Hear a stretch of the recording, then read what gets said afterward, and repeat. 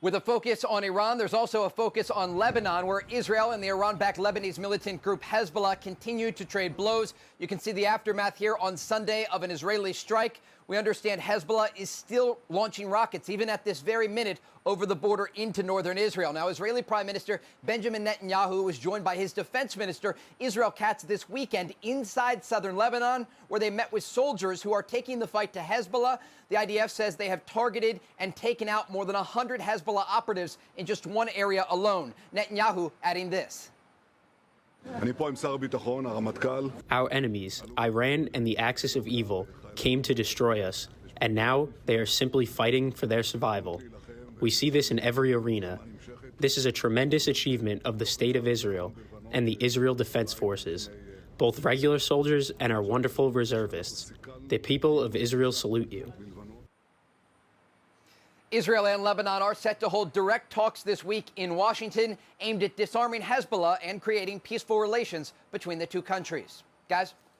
Hey, Trey, do you think it'll fall on Israel if they try to shut down the Red Sea like they're threatening to do if we go through with the blockade, which we will do in about an hour? Absolutely. We're talking about Bab al-Mandab, which is a different area where the Iranians could use their proxy, the Houthis in Yemen, to try to block off international shipping. And they have threatened to do this if there is a blockade on their ports near the Strait of Hormuz. Now, we saw in the past the Houthis getting directly involved in this conflict. And, Brian, you and I have talked about this. It's a major concern that the Iranians may try to use one of their largest proxies, the Houthis, to launch missiles or drones at vessels in the Red Sea. This is all taking place amid the backdrop of the United States being in total control of not only the sea, but also the skies of Iran. And when we look at the situation over the past 40 days, the United States and Israel were able to decimate the Iranian Navy. And that's part of the reason they have very few options in terms of responding to this U.S. Navy blockade that is set to go into effect near the Strait of Hormuz in a matter of just 2 hours. But major questions about how the Iranians and where the Iranians will respond. Realistically, Trey, will there be regime change? Because when you look at the map, Iran is massive. And I don't know how many of their military individuals or any in their regime we have killed, but what are the chances?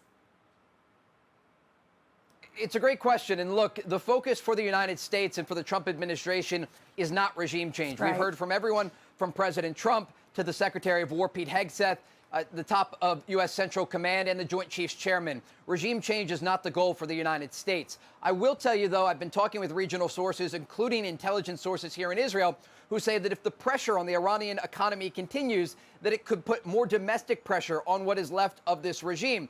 And that is why the focus in terms of threats from the United States and Israel have been on Iran's energy infrastructure, understanding that this is one of the critical pieces of the Iranian economy. And if that is ultimately targeted and the Iranians are unwilling to come to the table on the issues of their nuclear program and the Strait of Hormuz, ultimately this would put more pressure on the regime. It doesn't mean necessarily there is going to be regime change. That is a far-off goal, mostly for Israel, not just the United States. But when we look at the situation on the ground, the Iranian regime and their IRGC forces across the country are still in control of major cities in Iran.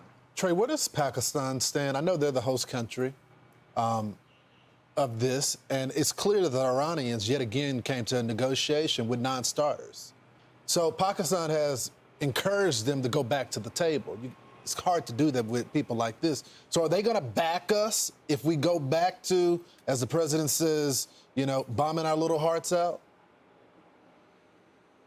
Look, reports indicate that the mediators want to try and get all parties back to the table and resolve these two key issues, one related to Iran's uranium enrichment and the other about the Strait of Hormuz. But remember, the goal for President Trump is very simple, to make sure Iran never has a nuclear weapon. And the president entered into Operation Epic Fury with a lot of important information. Remember, his special envoy, Steve Witkoff, before Operation Epic Fury began, went to the negotiating table in good faith with U.S. envoy Kushner as well. And the Iranians told the American delegation they have enough highly enriched uranium to create 11 nuclear bombs. And you have critics of the president and the administration saying there was no reason for this operation to begin. And the president was looking at the intelligence, saying that the Iranians were just one step away from creating a nuclear weapon. And when we talked about the enriched uranium, we're talking about 60% purity of enriched uranium. That's just one step away from 90% purity. That is weapons-grade material. And if the Iranians are able to keep their enriched uranium and they're able to keep the facilities that not only store but also create more enriched uranium, then they are that much closer to a nuclear weapon. And the president has been very clear. This is a red line for the United States. The Iranians are either going to give up their enriched uranium or it's going to be taken from them. Yeah, and just remember, on the whole JCPOA, who people think suddenly we're pretending as if that was a great deal, it would have evaporated. It was timed out after 10 years. They would have been able to do as much enrichment as they wanted, and at 3%, they could easily get to 60, as we just saw. Trey, thanks so much. Thanks, Trey.